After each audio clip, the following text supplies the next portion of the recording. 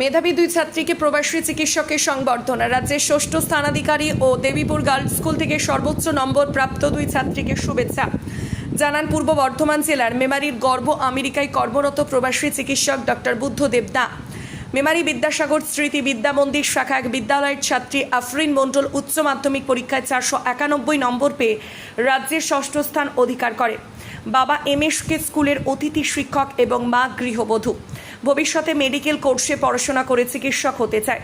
অপরদিকে Debipur station girls high school থেকে 460 নম্বর পেয়ে স্কুল তথা দেবীপুর অঞ্চলে প্রথম স্থান অর্জন করে সোমা মালিক। দেবীপুর শ্যামনগরের বাসিন্দা, অত্যন্ত দরিদ্র ক্ষেত মজদুর পরিবারের কন্যা। বাবা জয়দেব মালিক ক্ষেত মজদুর এবং মা টগরী মালিক গৃহবধূ। সোমা মালিক বাংলায় অনার্স নিয়ে মেমারি কলেজে পড়াশোনা করতে চায়। ভবিষ্যতে লক্ষ্য শিক্ষকতার পেশায় নিযুক্ত হওয়া। দুই কন্যাকে শুভেচ্ছা জানিয়ে উদ্বুদ্ধ করেন এবং ভবিষ্যতে পাশে থাকার বার্তা দেন প্রবাসী চিকিৎসক। মেমারি থেকে পরিতোষীলের রিপোর্ট, সোজা কথা নিউজ, পূর্ব বর্ধমান। তুমি রাজ্যে উচ্চ মাধ্যমিকে ষষ্ঠ স্থান অধিকার করেছো। বিভিন্ন জায়গা থেকে তোমাকে শুভেচ্ছা জানাচ্ছে।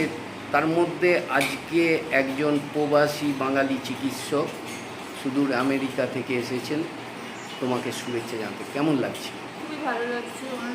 মানে আমার যেহেতু ডাক্তারের দিকে ইচ্ছা আছে, তো ওনার কাছ থেকে কিছু তথ্য জানতে পারলাম, খুব ভালো লাগছে। তোমার বাড়িতে এইরকম একজন ব্যক্তি যে আসতে পারে, এটা কোনোদিন ভাবতে পেরেছিলে? না, কোনোদিন কল্পনাই করতে পারিনি, তবে আজকে খুব ভালো লাগছে। তা তুমি এই মুহূর্তে কি করছো? এই মুহূর্তে মানে নিট পরীক্ষা হয়ে গেছে, এখন বাড়িতে বসে কি করছো? এখন অন্যান্য পরীক্ষাগুলো দিচ্ছি, মানে এমনি জাস্ট দিচ্ছি নিজেকে চেক করার। বিভিন্ন কম্পিটিশন পরীক্ষাগুলো বসে যাচ্ছ? হ্যাঁ। ঠিক আছে, নাম পরিচয়? নাম আফরিন মণ্ডল।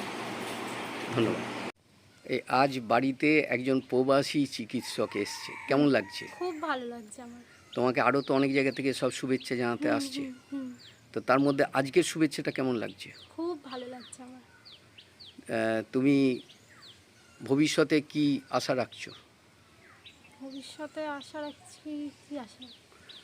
পড়াশোনা করে কি করবে? পড়াশোনা করে আমি শিক্ষকতা করতে চাই। পড়াশোনা বাংলায় অনার্স নিয়ে পড়বে। তা তোমার বাবা মা কি করেন? বাবা হচ্ছে ক্ষেত মজুর আর মা সাধারণ গৃহকর্ত্রী। আচ্ছা, তো তোমার পড়াশোনায় সবথেকে বেশি সাহায্য কে করেন? মা সাহায্য করেন।